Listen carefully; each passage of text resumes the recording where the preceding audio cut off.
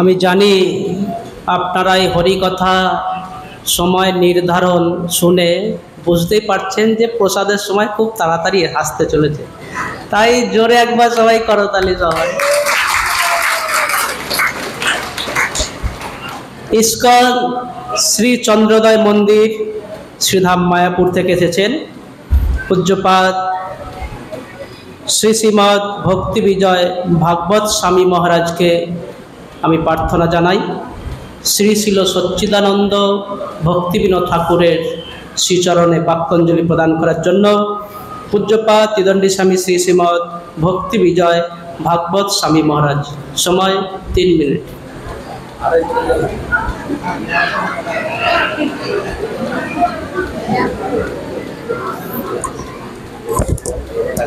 हरे कृष्णा।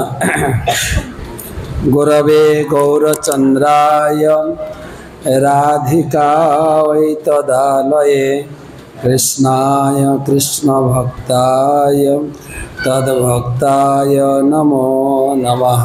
सर्वप्रथम मध्य गुरुपाद पद्म एवं परम गुरुपाद पद्म चरण प्रणाम एवं तार आशीर्वाद भिक्षा करी एवं उपस्थित सभापति महाशय एवं धामभूषण सन्यासी ममतामयी मातृमंडली एवं प्रभुते चरणे सकले चरणे यथायोग्य प्रणाम एवं आपनादेर आशीर्वाद प्रार्थना करी। वांछा कल्पतरुभ्यश्च कृपा सिंधु भयेवच पतितानां पावनेभ्यो वैष्णवेभ्यो नमो नमः।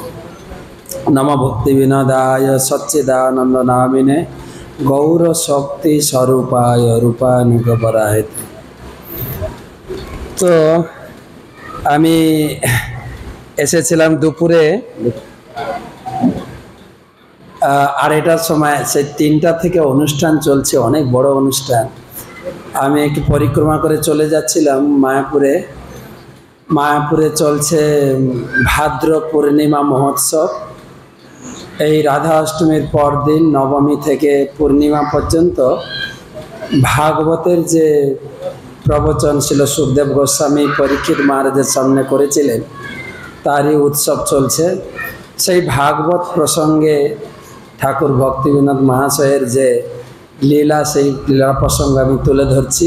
আমার আগের বক্তা সেটা ধরেছিলেন, বলছিলেন যে অতিবাড়ি সম্প্রদায়ের যে বিষ্কিষণ ঠাকুর ভক্তিবিনোদ মহাশয় যখন উড়িষ্যাতে ছিলেন, সেই উড়িষ্যা সরদাইপুরের কাছে যখন তিনি ছিলেন, তখন ব্রিটিশ সরকার থেকে একটা আবেদন এসেছিল যে ঠাকুর ভক্তিবিনোদ মহাশয় এটা সমাধান করতে পারবে। বিষ্কিষণ নিজেকে বিষ্ণুর অবতার বলে প্রচার করছিলেন, আর ব্রিটিশ সরকার চাইছিলেন যে একজন ধার্মিক ব্যক্তি দিয়ে এটাকে সমাধান করা যাবে। তখন ভক্তিবিনোদ ঠাকুর গিয়েছিলেন 2জন পুলিশ অফিসার নিয়ে, এবং সেই বিতর্ক হওয়ার পরে সেই বিষ্কিষণ সে তার যে তান্ত্রিক বিদ্যা দিয়ে অনেক প্রকারের ভক্তিবিনোদ ঠাকুর এবং তার পরিবারের সকলের ক্ষতি করতে চেয়েছিলেন। একদিন ভগবতী দেবী তিনি স্বপ্ন দেখেন, রাত্রে বিষ্কিষণ তাকে তাড়া করেছেন এবং ভগবতী দেবীর সিঁদুর মুছে দিতে চাইছেন। ভক্তিবিনোদ ঠাকুর বললেন, না না, আমার আয়ু বেড়ে যাচ্ছে, আমি মরছি না এখন।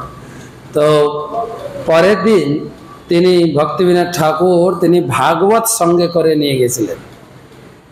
ভাগবত যে স্বয়ং ভগবান চৈতন্য মহাপ্রভু 3 আশ্রয় দিয়েছেন আমাদের, বল কৃষ্ণ, ভজ কৃষ্ণ, কর কৃষ্ণ শিক্ষা। হরি নামের আশ্রয়, বিগ্রহ আশ্রয় এবং ভাগবতের আশ্রয়। সেই ভাগবতমকে আশ্রয় করে বিষ্কিষণজি সেই জেল থেকে কত প্রকারের তান্ত্রিক চোখ থেকে আগুন জ্বালিয়েছেন, মন্ত্র দিয়ে অনেক ঝড় সৃষ্টি করেছেন। লাস্টে মন্ত্র দিয়ে একটা কিত্তা সৃষ্টি করলেন, ভূত যাও ভক্তিবিনোদকে মেরে দাও। সেই ভূত যেহেতু ভাগবতকে আশ্রয় করেছিলেন শিল ভক্তিবিনোদ ঠাকুর, তিনি ভাগবতকে আশ্রয় করে অনর্গল ভাগবতের শ্লোক পড়ে যাচ্ছেন। ধর্মপজ্জিত কৈতবত্র পরমা নির্মত শরণাম শতম বেদম বাস্তব বিষ্ণু শিবতম তাপত্র, একটার পর একটা শ্লোক বলছেন। সেই কিত্তা ভক্তিবিনোদ ঠাকুরকে পরিক্রমা করতে করতে সেই বিষ্কিষণের সব দল বলকে হত্যা করে লাস্টে সেই 20 কিষণকে হত্যা করলেন। তো এখান থেকে দেখালেন ভক্তিবিনোদ ঠাকুর ভাগবতকে আশ্রয় করে থাকো।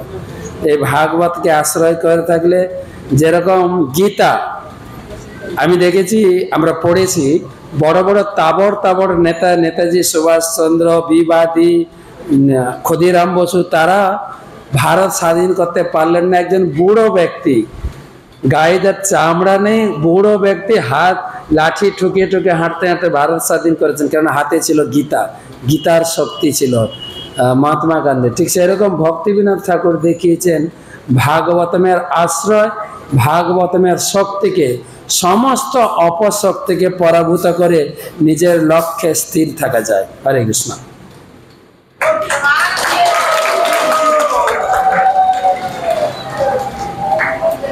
শ্রী